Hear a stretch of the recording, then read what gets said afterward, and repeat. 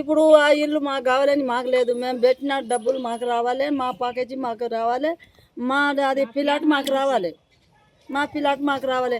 వాళ్ళు ఎంత గొడవ పెట్టుకున్నా కానీ మాకు వద్దు నాయన, మీ పిల్లాట్ మీరే తీసుకోర్రి, మీ ఇల్లు మీరే తీసుకోర్రి, మేము ఖాళీ చేసుకుంటాము.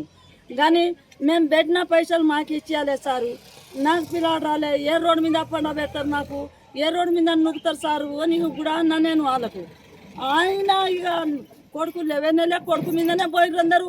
ఈమె పోయి వంట కాడనే నూకేసిర్రు, పెట్టిన అన్నం కింద బారేసిర్రు. ఇక కింద బారేసినాక పాలు పొంగిచ్చిర్రు వాళ్ళు. ఇక అన్న ఏం చేయాలి సార్, ఇక వాళ్ళేమో ఊరంతా మేము ముగ్గురేమే నిలబడ్డాం ఆడ. ఆ పటేల్ మధు ఇంట్లోకి వెళ్ళి మా పక్కన అంటారా అని అంటారు ఆ పటేల్. ఇంకా ఉంచుతుండు మీదకెళ్ళి గోడ మీదకెళ్ళి. ఏం తప్పు చేసినాం మేము? ఇంత ఖరాబ్ చేసినామా? ఇల్లుకు పక్క పెట్టినామా? ఇల్లుకి ఏం చేసినాం సార్ మేము? మాకు సార్లు అన్నారా మా అయ్యా సారు, అది మన ఆడియో సారు, ఈ సర్పంచ్ సారు.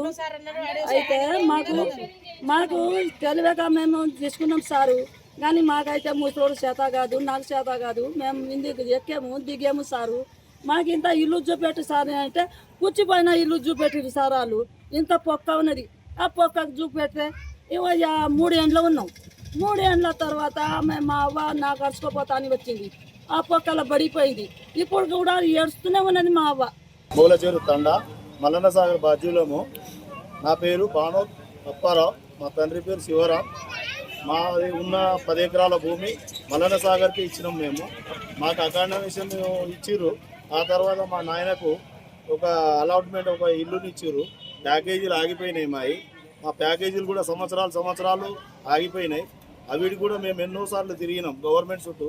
అప్పుడు ఎంఆర్ఓ, ఆర్డీఓ సార్ వచ్చి ఇక్కడ మాకు అకాండమేషన్లో ఒక ఇల్లు చూపించారు ఆ ఇల్లు కూడా ఇప్పుడు దానికి డెవలప్మెంట్ చేసుకుంటే వీళ్ళ పేరు మీద చేసి వాళ్ళని దౌర్జన్యంగా మా ఇంటికి పంపించుడు, మా ఇంట్లో మీద పెద్ద హంగామా చేస్తున్నారు వాళ్ళు.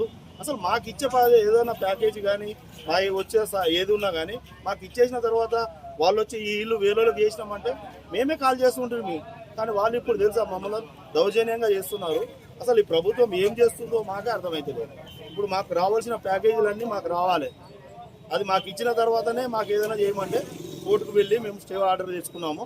దానికి మీరు కూడా సహకరించాలని కోరుతున్నాం. రాత్రి పొద్దున్న తెల్లవారుజామున 6 గంటలకు ఒక 40 మందిని తీసుకొచ్చి ఇంటి మీద దౌర్జన్యం చేయడము. దీనికి పోలీసులు కూడా పట్టించుకోవడం లేదు. పోలీసులకు ఇన్ఫర్మేషన్ ఇచ్చాము, తర్వాత వచ్చారు. మేము కోర్టు ఆర్డర్ కూడా తెచ్చుకున్నాము. అసలు మాకు ఇచ్చేస్తే మేము ఏదైనా మా బాధ్యతలేమో మేము చూసుకుంటాం, కానీ దీన్ని కూడా పట్టించుకుంటలేరు. కోర్టు ఆర్డర్ అయితే తెచ్చుకున్నాం. Local to global news at your fingertips. మీ చేతిలో ఒక ఆయుధం.